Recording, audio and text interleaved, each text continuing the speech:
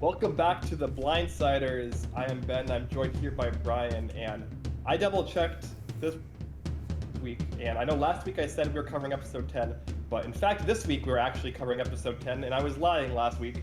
Yeah, we are here to cover what I thought was a pretty solid episode of the show, and what I think is probably like the kickoff for the end game here. Brian, what were your thoughts overall? Yeah, very good. Ben, basically, you told the audience that, they were Dylan's puppets with that lie about the episode number. But I think we can get them back on our side. I thought it was a very good episode. Like you said, it seems like a kickoff. It almost seems like we are heavily setting up Omar to be the winner of the season, with High being one of the bigger threats to win going, into this end game now being removed. I still think Drea has a good chance, and then, I mean, realistically, it could still be anybody because I don't think I necessarily considered Erica to be the winner at this point of last season. So, this should be a good end game. Great season so far. Yeah, I 100% agree with everything you just said. My 1-2 is also Omar Drea coming out of this episode with like a pretty big gap before I could even come up with a 3, I think. Mm-hmm. Like you said, obviously, like anything can happen. Erica, I didn't see Erica coming into like the final 6-ish, and right now we're at the final 7, so definitely could be surprised. But right now, Omar 1, Drea 2. Big gap before I'd probably put like Mary Ann 3, maybe. Yeah, she's had the most consistent content, and then Lindsay is coming on strong. But yeah, I mean, I'll give my opinion on Lindsay. Absent for a lot of the season, so yeah. But yeah, I guess we can get into it here. Before we get into the reward challenges, there's basically like 2 kind of important things that happen. The first is kind of a setup for what ends up being like the main narrative of the episode, which is after coming back from the Roxroy vote, Mike is pissed, and Mike vents his frustrations with what he saw as High kind of strong-arming the vote to Omar, who, while he doesn't actually agree with what Mike is saying, pretends to agree for the sake of stirring the pot a little bit and widening the gap between Mike and High. Yeah, I feel like we talked about this last week. Obviously, there was the other tribal council is probably more important, both like narratively and also for like bigger ramifications of Survivor in general. But where we kind of talked about like, was it so important to get Roxroy out that High needed to strong arm Mike? I don't think we were sure about it, but we felt maybe perhaps weren't super comfortable with it, and then it really seems to have like rubbed Mike the wrong way, where he went through with it, but he didn't feel good about it, and he's kind of stewed on that. Yeah, I mean, we've kind of seen a consistent narrative throughout the season of Mike being very, Mike seeing his promises as very important, as long that he can't break, even though he does break them a lot. Yep. But he gets very, upset at people who put him into a position where he feels like he has to break promises, and he like kind of blames them for his own inability to either not make promises he can't break or not care about breaking promises on Survivor. Right. I think Omar kind of very well kind of clocked Mike's, way he like views the game throughout this entire episode, and like this is the start of him essentially manipulating Mike into being his puppet, which is exactly what Mike doesn't want to be. Yeah, no, I mean, it really works out well when you can convince your puppet that they're like the one calling the shots on things that you want to happen. And then I guess the other like big thing, right, would be like Omar and Lindsay talking about Jonathan, where Omar is kind of like, okay, well, Lindsay was kind of with Jonathan. Now Lindsay's kind of more with me, and I have to think perhaps during this conversation, though it wasn't aired, maybe this is where they kind of started to work on this plan of pulling High away from Mike, or rather Mike away from High. Yeah, I mean, this kind of ends up being High's like downfall episode. Even though like there is a lot of positive stuff in High in this episode, we do get like kind of his his backstory montage finally a Mm-hmm. little bit. But and we don't really see High making a ton of like super obvious mistakes in this episode, at least, other than he kind of gets too comfortable and lets a lot of his relationships slip and kind of cedes a lot of ground to people who are more actively working, like Omar. Mm-hmm. Um, and I think this is kind of just the start of that, where he kind of takes a lot of his allies for granted, and that's kind of been a pattern I've seen throughout the merge, starting with, or like I guess technically, Lydia's vote was not the merge according to Jeff, Sure, yeah, sure, Jeff. uh, but yeah, starting with the Lydia vote, where he was just very okay with Omar putting the vote on to Lydia and didn't really Mm-hmm. seem to do a very good job of fighting back against that or caring too much. Mm-hmm. Uh, and yeah, I think that he just kind of like got a little too cocky in his position. And when you get comfortable in Survivor, it's when you can get outplayed. So Yeah, no, and it just very quickly like all collapsed around him without him even being aware of it, which sucks because like I think before this he was a good player. He definitely has like good strategic, chops. He's fun. He obviously had that great moment at the beginning of the season where he forced Daniel to flip his vote, and that's a big reason why he got so far. But it was very obvious that even at the end of this episode, he had no idea how far like how everything kind of had progressed past where he was. He was still thinking like he's in a good spot, to the point where even he thought that he could lie to Jonathan unnecessarily, maybe, um, and kind of pull a fast one on him. But everyone else had already left High behind. yeah, no, 100%. And yeah, I this was an interesting episode because I feel like this is like the first episode in a few weeks where we've got like very pure, like true social manipulation Mm-hmm. Survivor, where somebody has a goal, in terms of like Omar has the goal in turning people against Ty and getting him voted out, and we just see like from start to finish that goal just be executed step by Mm-hmm. step.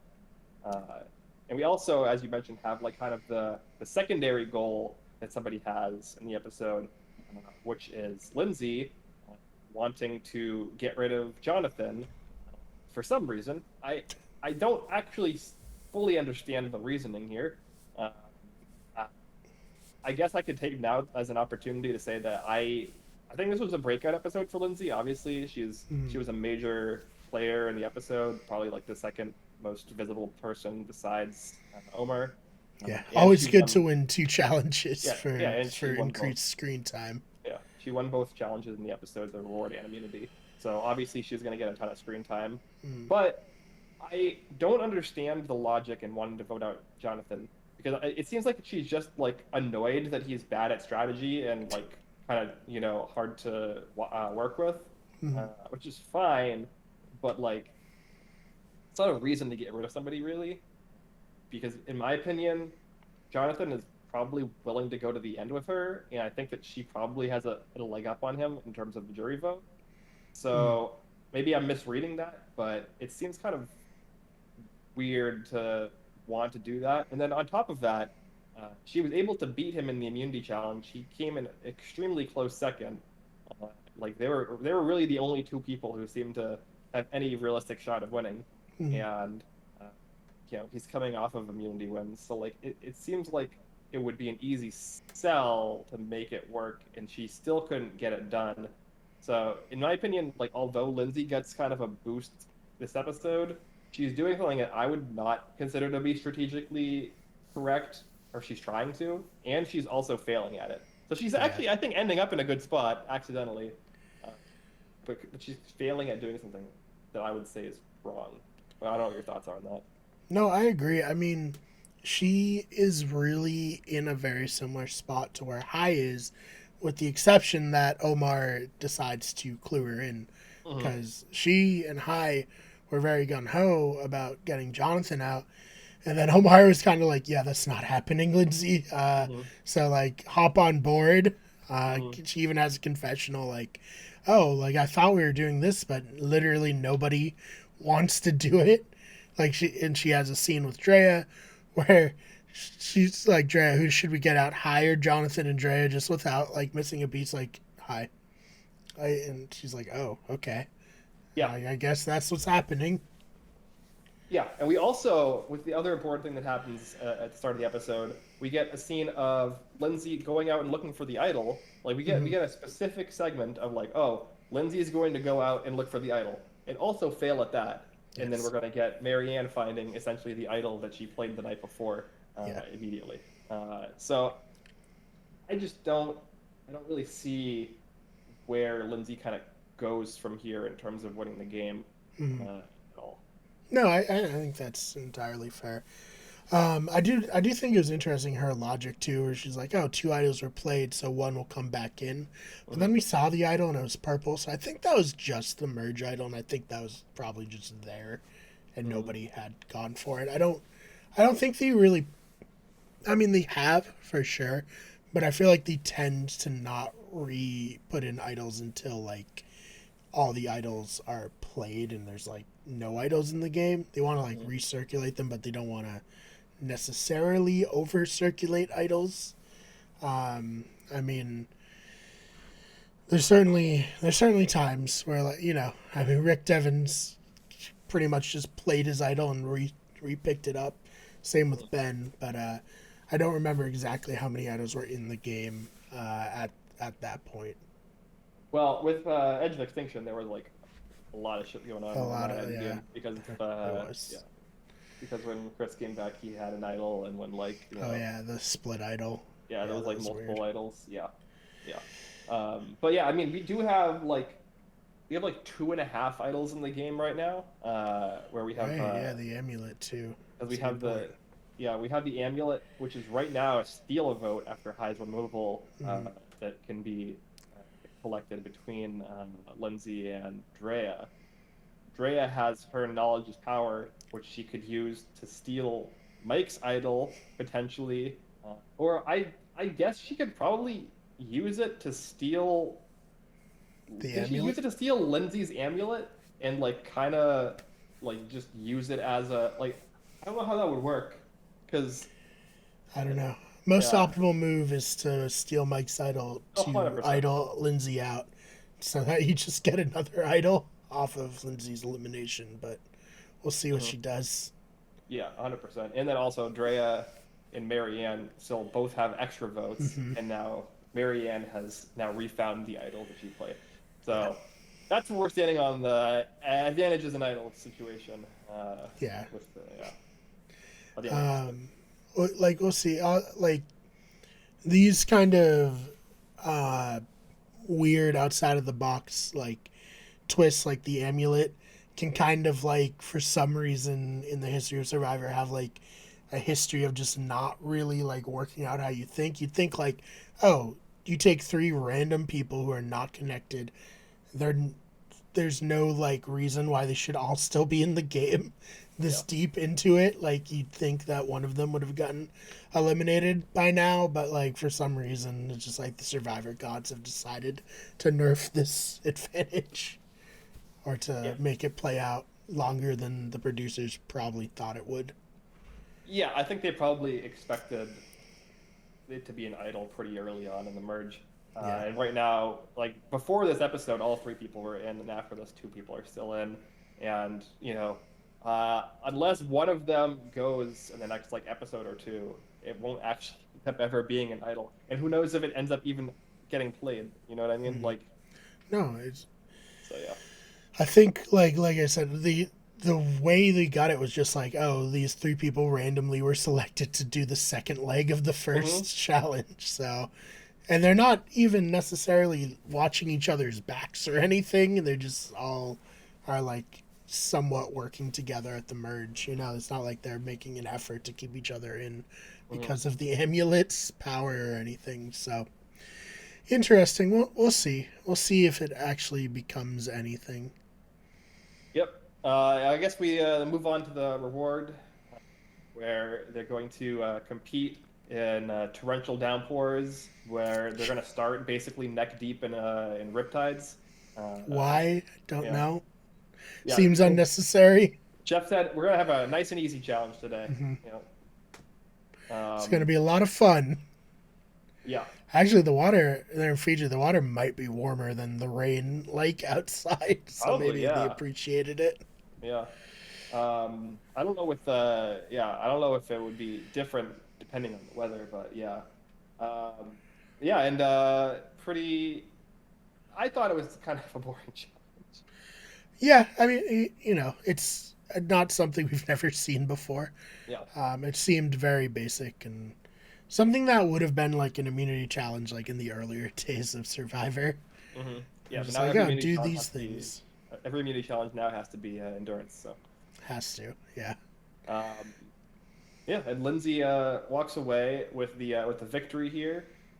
She gets to go eat Survivor pizza and drink Survivor beer.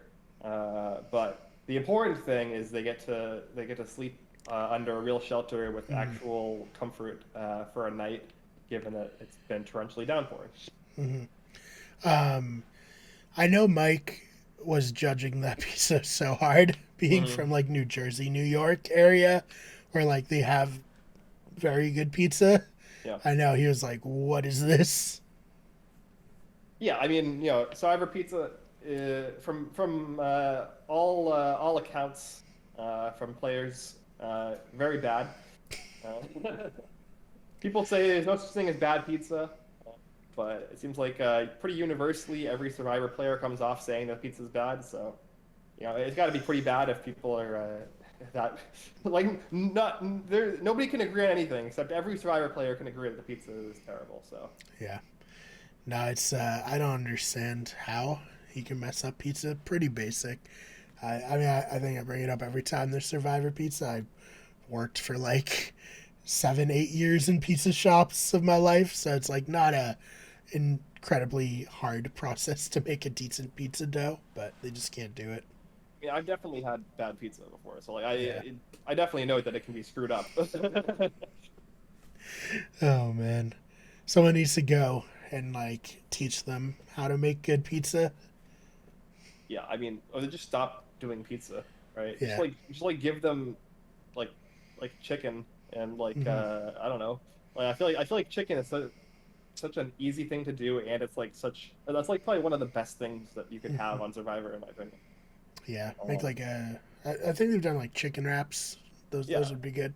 That's a chicken good wraps, hundred reward. percent. Yeah. Yeah. But you know, we get the family very old school family video. Uh, you know, no family visits because of COVID, but seem to be good for their spirits, and it's always fun to see um, their loved ones, and probably helps them get through it a little bit more. Nothing too crazy about this. It's you know, it's not like in All Stars when you have everyone getting glimpses and then one person wins and then he like gives it to everyone else like Rob did. It was just like, okay, that's nice. Hmm.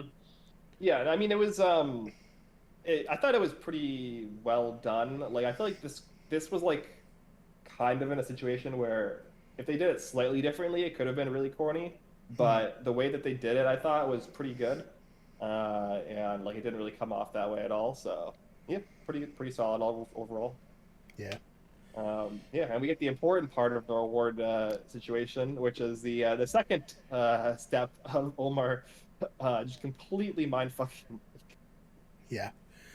No, this was great. This lie to say like because Mike is already feeling uneasy. Omar knows this that Mhm. High is controlling his game, so Omar, you know, he crafts a believable lie, like something that like is not too crazy, and he already is preying on the insecurity that Mike has around his game, and works like a charm.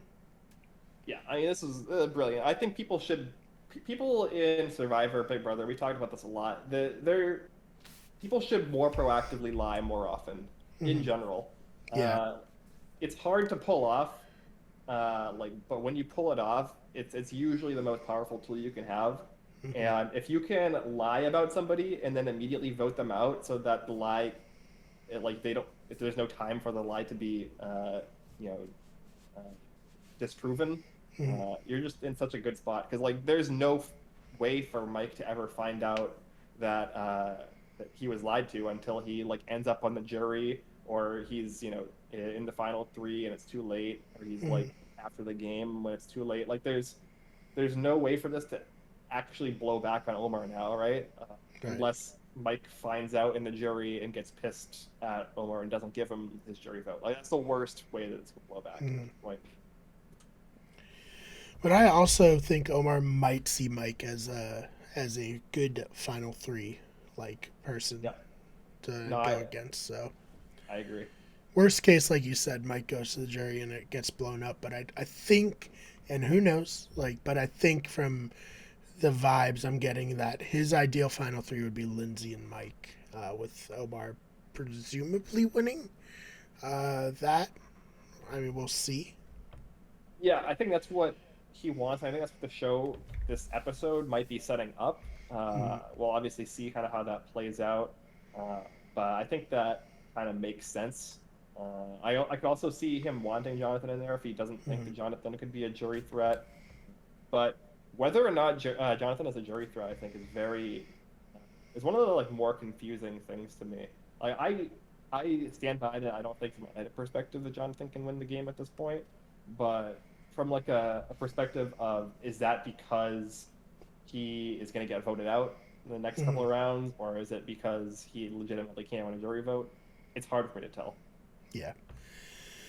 I mean, we don't get a lot of Jonathan's perspective on things anymore, so it's even like more difficult. I think Yeah. this was the first confessional that I can remember since like the merge episode, that he Hmm. had just kind of. So we'll see. Yeah, so I think that's pretty much the important setup, I guess, for the rest of the episode. Mm. Lindsay still on the vote out Jonathan train and is very adamant that Jonathan can't win immunity so that he can be voted out. It was good to give us like some drama of this Yeah, challenge. Like for sure. if it was like, oh, we need to get High out, we need to prevent High from winning, and High goes out almost immediately. It's like, oh, okay, Yeah, 1 million yeah. percent. I think it's actually very. I don't know if this is like all kind of just editing decisions or if it was just really nice that things worked out the way that they did. But the storytelling in this episode was very like it's like boom boom boom, like very Mm-hmm. obvious of what's going on and like very easy to follow in terms of like there's two things going on.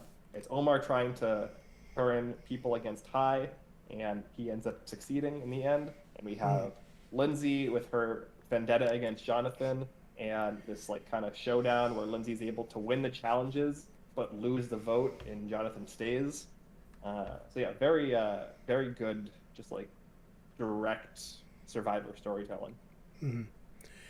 Yeah, and I mean this this challenge was really great, in terms of like being entertaining, with those two. But like once it got down to that small perch, is like there is no way Jonathan is gonna balance on this. He is far too large. Yeah, which was so I was able to clock pretty early on in the episode that High was probably going to be the one going. Like Mm-hmm. maybe 25 minutes into the episode, I was like, I can't really see how this is not just High's boot episode at this point. Yeah. And I was like, I was confused how that would happen unless Jonathan was immune. But then I saw the challenge and I was like, there's no way Jonathan wins this. So Yeah. how does this happen? So it's like it was very interesting that we end up having Jonathan not immune and High also still going. Yeah, and I mean Jonathan's still just like, I mean, I don't know if his target can get any bigger as an athletic threat, but like I did point out, like this man is either first or second in these challenges that you Yeah, wouldn't think he would necessarily be good at. right, exactly. Like nobody, like this is a challenge that's built for somebody with a small frame, somebody with Mm-hmm. small feet, somebody with like just like good balance, core strength, etc.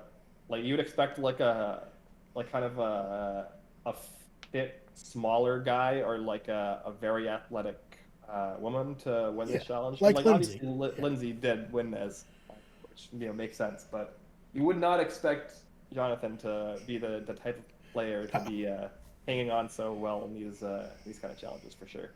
yeah. So yeah, I mean, other than that, I mean, we kind of broke down how high goes out. I think it's very interesting that Romeo has just been relegated to a complete non-factor. Yeah.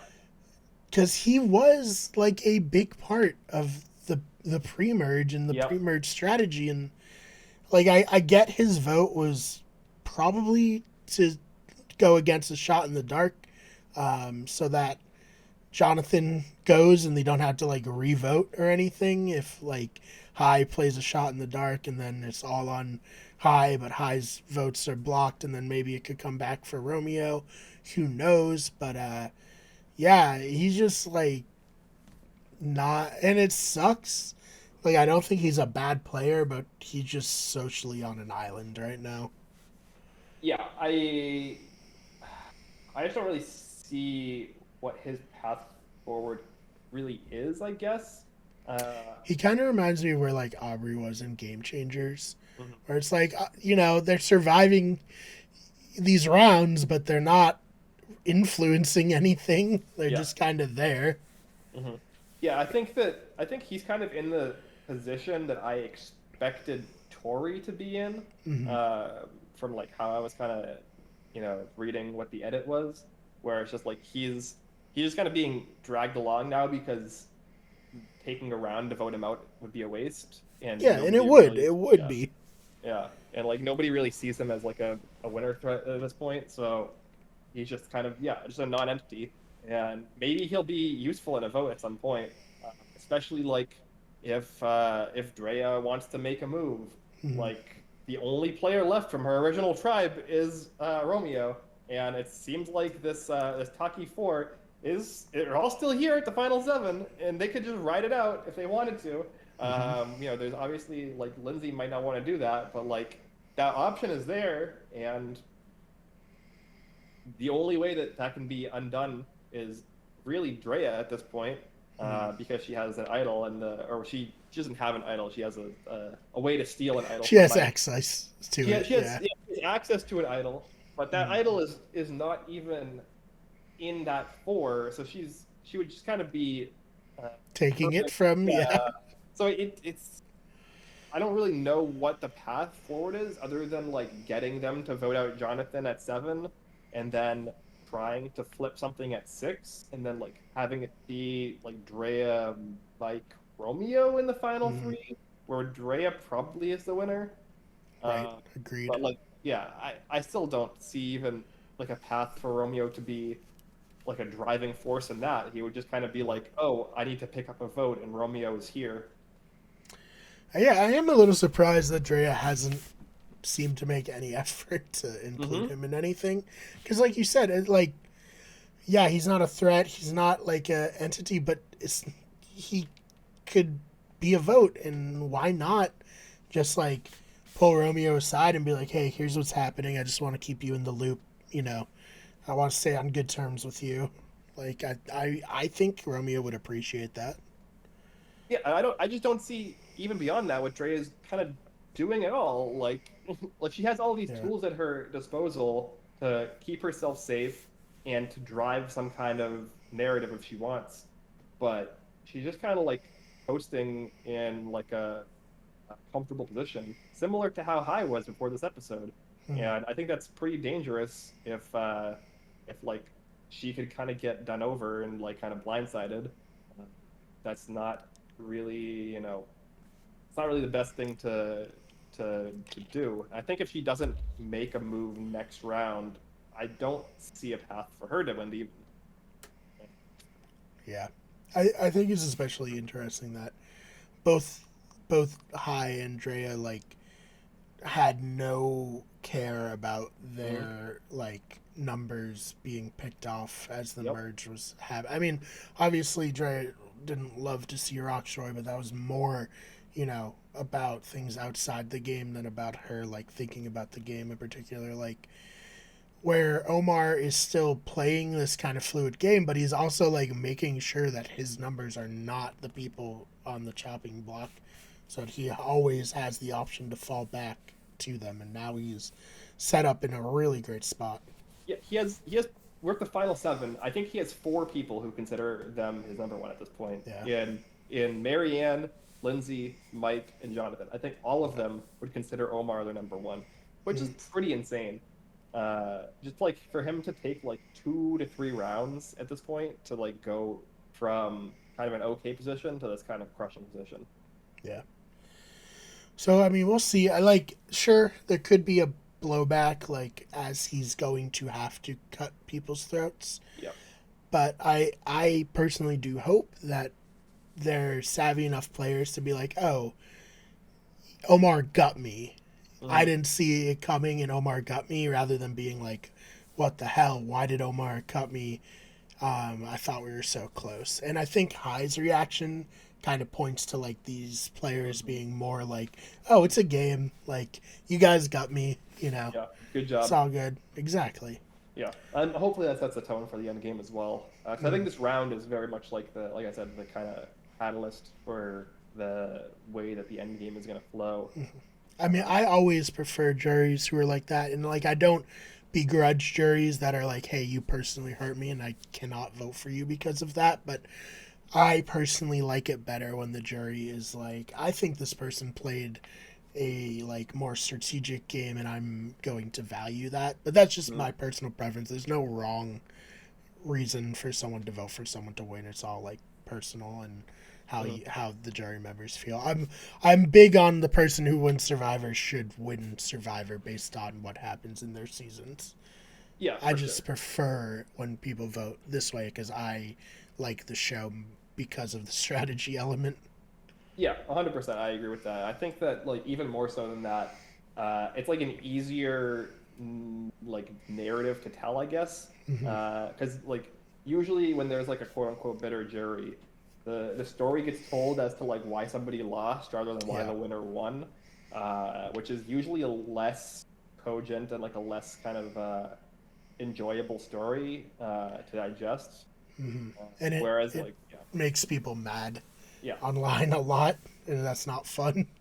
Yeah, no, it's not fun, and I definitely think like the story of why somebody won, and like look at this person just like play Survivor like crazy, and just like Mm, do such a good job, and like get to the end and win. Like that's like a very like nice story to like tell and to like view. So yeah, I agree. I think at this point I'm just hoping that Omar wins because me too. I think that's the Yeah. best story for the season at this point. Like 2 weeks ago, if you asked me, I would have said there's like 4 or 5 different people who I'd be okay with winning, and Mm, I'd still be okay depending on how things play out with a number of players winning as well. Drea obviously being yeah, Drea is the big one big for one. me Yeah, as well. But she needs to start like now. actively trying to win the game Yeah, rather than kind of just like going through stuff right now. yeah. No, this is like the next round at the final seven is the round, and it's Mm, going to be tricky because as we see in the preview, uh, presumably I think the do or die twist from the final seven of last season is coming back, yeah. which is going to make making a move pretty difficult because it's pretty hard to control. Mm. So Can you yeah, remind me, Ben? Obviously, Deshaun picked it correctly. Didn't get, and then they voted someone off. Were they going to vote someone off even if Deshaun picked wrong? No, it was just going no, to be it was Deshaun's out. it was just Okay. going to be Deshaun going.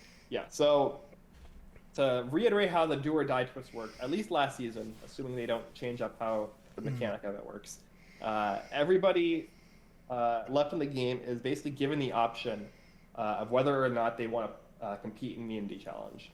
mm, The people who sit out have no chance at immunity, but they also are not at risk of getting hit with this do or die twist.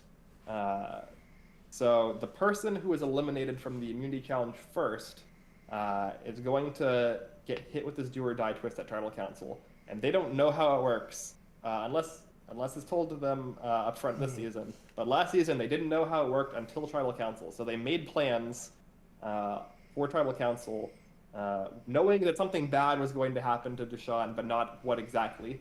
And that player at Tribal Council is essentially going to play like the Monty Hall problem game, which I'm very excited for everybody to not understand the Monty Hall problem again for another week. No, come on. We went through it last time. They have to know by now. Surely everybody understands the Monty Hall problem now. I should clip like our explanation out and just put it like up on Twitter like during the episode, like just so no one's confused again. But yeah, basically, if you play the Monty Hall problem correctly, you have a 2 in 3 chance of surviving. If you play it incorrectly, you have a 1 in 3 chance of surviving. Deshaun played it incorrectly, but still hit the 1 in 3 chance in surviving. And that's the thing that I think trips people up. The fact that he people are very results oriented. Like been out. So I think if Deshaun didn't switch and got out, people would have accepted it easier. But like people get caught up on the like, but he picked right and he's still there, so it's fine. It's like, okay. No, I mean, look, in any game of chance, you can make the wrong decision and get rewarded with success. You know, if you're playing Russian roulette and you're given the option to put 5 bullets in the chamber or 1, and you choose to put 5 bullets in the chamber and you get lucky and you hit the 1 out of 6, that doesn't mean you made the correct choice.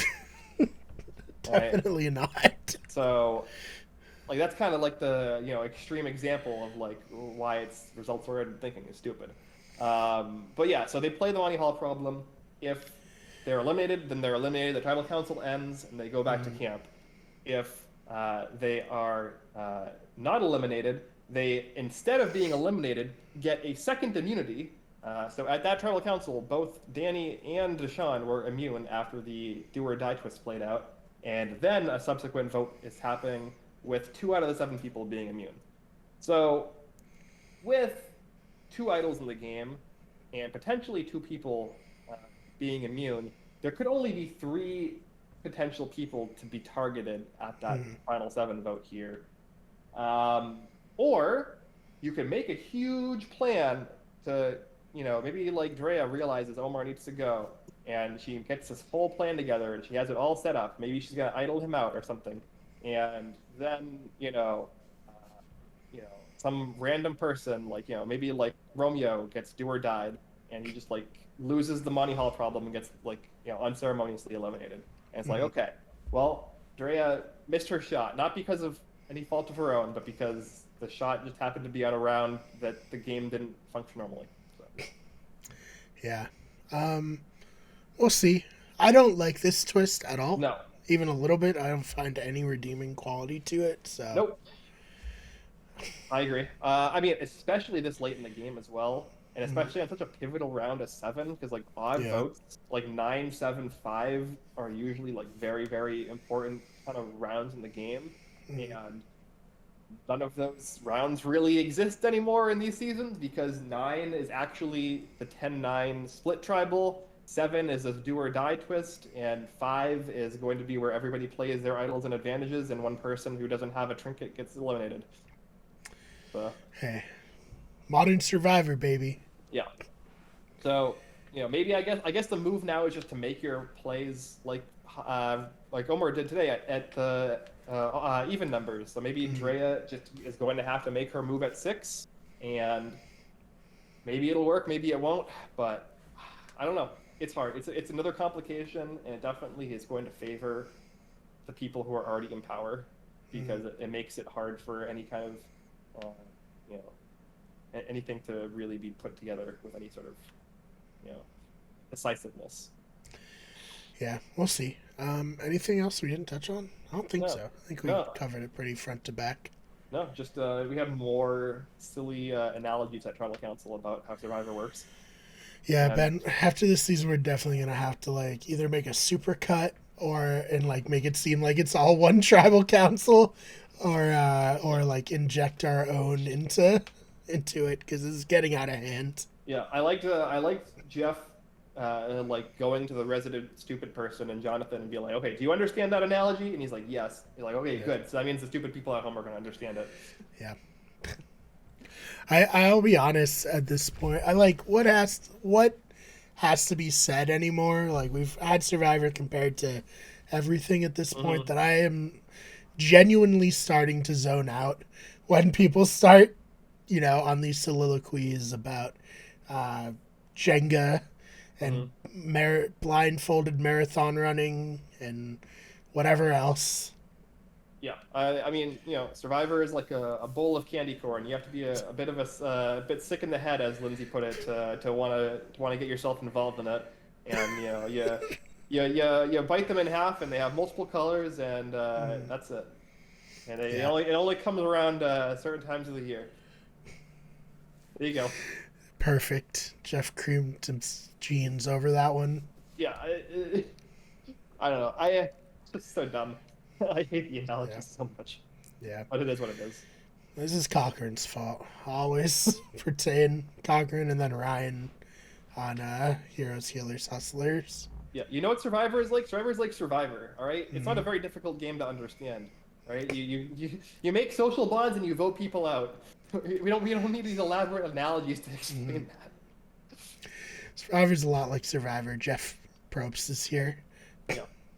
That's all you need to know. Oh, man. Anyways, I guess we could wrap up here. You want to shout out your social media? Yeah, you can follow me on Twitter at @theFakeBMar. That's BMARR. And then I'm on Wicked Good Sports, which is our sports-focused channel. Very often, not as often this week, because people are traveling and have other responsibilities instead of just recording sports videos. I don't know what's up with that. People have to live life, but yeah, go check us out there. We have our new website, wickedeverythingsports.com. Yeah, you can follow me on social media at Ben Sharon. You can follow the main channel on Twitter at WG Everything, and on TikTok, Twitch, Instagram, Facebook, and YouTube at Wicked Good Everything. And This is the podcast channel on YouTube, Better Radio. Otherwise, this is the Blindsiders on all major podcasting platforms. Until next week for episode 11. I think we only have, 3 episodes left in the season at this point? Sounds right. Usually 13, right? Yeah, sounds right to me. Until then, we'll see you next time. Later.